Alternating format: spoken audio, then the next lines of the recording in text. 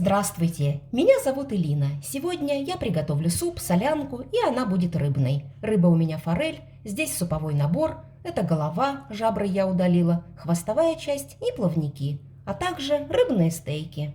Сначала варю рыбный бульон из супового набора, заливаю его холодной водой. Бульон довожу до кипения, снимаю пену, добавляю соль, черный перец горошком и лавровый лист. И от момента закипания варю на медленном огне 20 минут.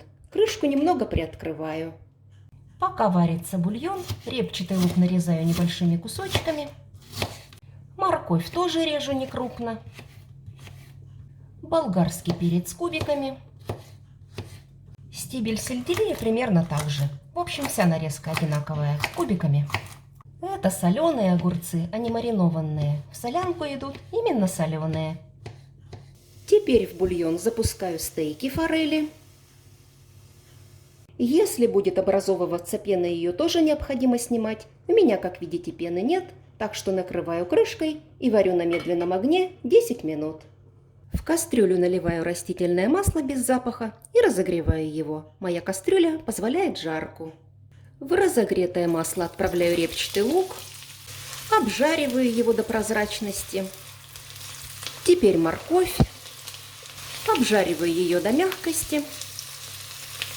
Всыпаю стебель сельдерея и болгарский перец. Прогреваю все вместе еще 2 минуты.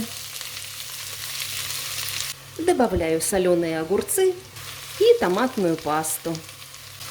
Держу все это на огне еще примерно 2 минуты.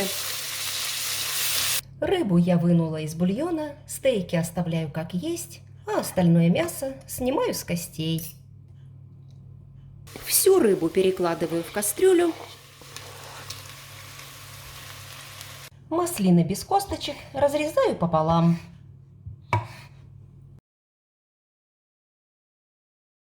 В кастрюлю процеживаю рыбный бульон. Всыпаю приправу для рыбы, у меня обыкновенная из магазина. По вкусу солю. И от момента закипания варю 5 минут на медленном огне. Суп снимаю с огня и даю ему настояться 15 минут. И теперь солянку можно пробовать.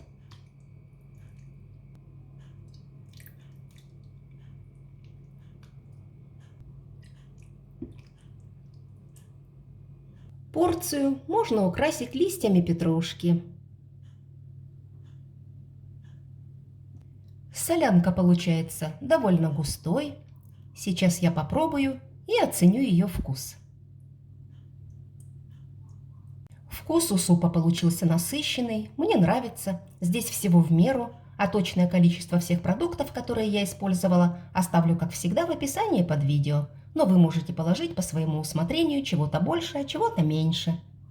Если вам понравилась такая рыбная солянка, оставайтесь на моем канале, и вы найдете много простых рецептов вкусных блюд.